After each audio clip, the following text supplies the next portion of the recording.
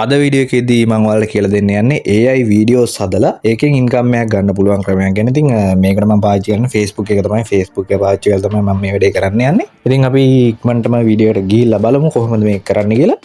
හරි. දැන් මම මුලින්ම කියලා දෙන්නම් AI වීඩියෝස් හදා ගන්න විදිය.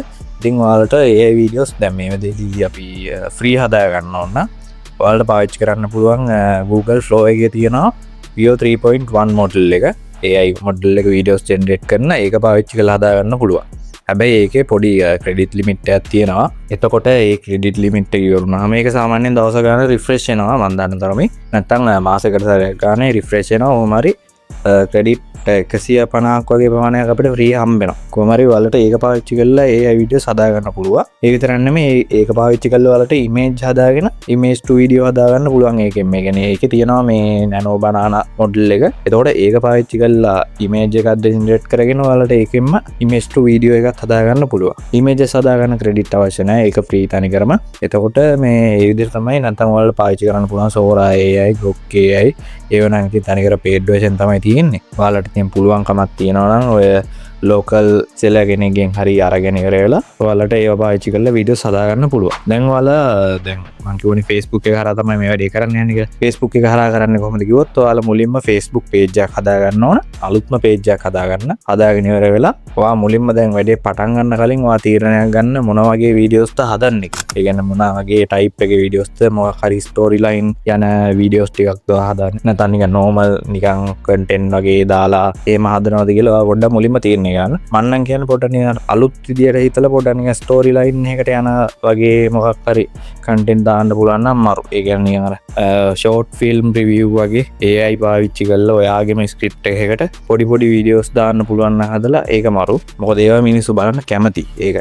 එතකොට ඔයාලට දැන් ස්ක්‍රිප්ට් එකක් හදාගන්න ඕන නම් ChatGPT ඊට පස්සේ Gemini AI ඒ වගේ AI tools වලට පාවිච්චි කරන්න පුළුවන්. ඉතින් ඒවයි ලේසියෙන් ස්ක්‍රිප්ට් එකක් හදාගන්න පුළුවන්. ඊට පස්සේ වීඩියෝ හදන්න prompt generate කරගන්න ඕන නම් ඒවටත් අරවම පාවිච්චි කරන්න පුළුවන්. දැන් මෙතනදී අපි Veo එක ගමුකෝ. Veo එකෙන් ඔයාලට තියෙන්නේ මොකක් හරි අපි හිතමු සොම්බිලා ගැන කරන ස්ටෝරිය එකක් තමයි මෙතනදී දැන් වැඩේ පටන් ගන්නෙ.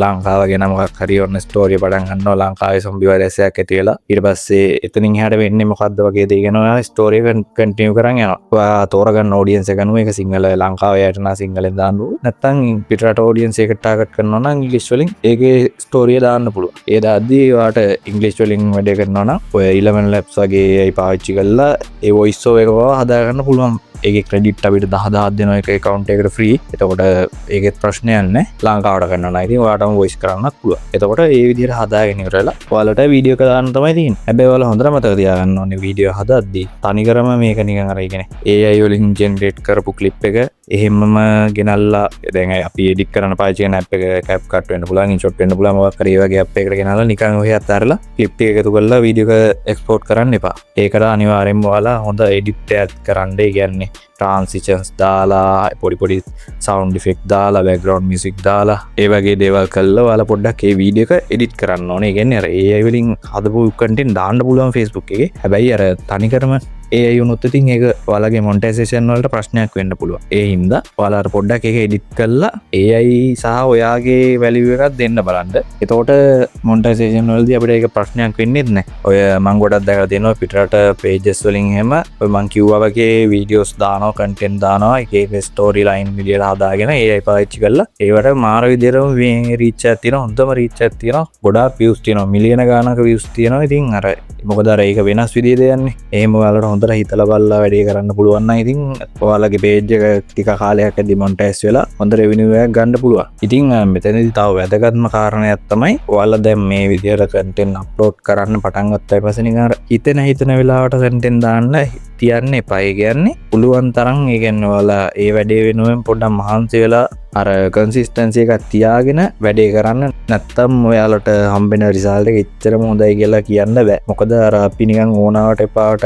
වැඩ කරන්න ගියාම අපිට ලැබෙන රීච් එක උනන් නැති වෙන්න පුළුවන්. ඒ කියන්නේ උදාහරණයකට දැන් ඔයා අද වීඩියෝ එකක් දානවා කියලා හිතන්න. ඔකක් දාලා ආයි සති දෙකකට පස්සේ විතර තමයි ආයි වීඩියෝ එකක් දාන්නේ. එතකන් page එකේ මොනවත් අඩුම post එකක්වත් දාන්න සද්දයකට විතර හෝ සතියකට පස්සේ වීඩියෝ එකක් දාන්න. එතකොට නිකන් අර ඇල්ගොරිතම් එක උනත් හිතන්නේ මේක ඇක්ටිව් නෑ. එහෙම හිතලා එතකොට මේ අපේ කන්ටෙන්ට් එක උනත් රීච් වෙන එක අඩු වෙනවා. අපිට ලැබෙන රීච් එක අඩු වෙන්න ගොඩක් ඉඩ තියෙනවා. ඉතින් අර ඒ හින්දා ඔයාලා මේ වගේ වැඩක් පටන් ගන්නවා නම් පොඩ්ඩක් අර ඒකට ඒක වෙනුවෙන් කාලේ වැය කරන්න පුළුවන් වෙන්නත් ඕන. නැත්තම් ඔයාලට මේකෙන් හොඳ රිසල්ට් එකක් ගන්න බෑ. ඒ හින්දා ඒකත් ඔයාලා හොඳට මතක තියාගන්න. මේ වැඩේ ඉතින් අර වයස් තාරාතිර මන්නේ ඕන කෙනෙක්ට කරන්න පුළුවන්. ඉස්කෝලේ යන කෙනෙක් වුණත් කරන්න පුළුවන්. ඔයාලට මේකෙදි අර වැදගත්ම දේ තමයි මේක වෙනුවෙන් ඔයාලා කාලේ වැය කරන්න පුළුවන් වෙන්න ඕන. අනිත් එක දැන් මෙතනදී මොනිටයිසේෂන් ගන්නත් ඉතින් අර අපිට සතියකට හම්බෙන ටාස්ක් ටික කම්ප්ලීට් කරන්නත් තිබේ. එතකොට ඔයාලා ඒක ගැන සැලකිලිමත් වෙන්නත් ඕන. අපිට සතියෙන් සතිය හම්බෙන ටාස්ක් එකේ කරන්න ඕන දේවල් ප්‍රමාණය වැඩි වෙනවා මිසක් අඩු වෙන්නේ නැහැ. එතකොට ඔයාලට ඒකත් කරගන්න පුළුවන්කමල් තියෙන්න ඕන.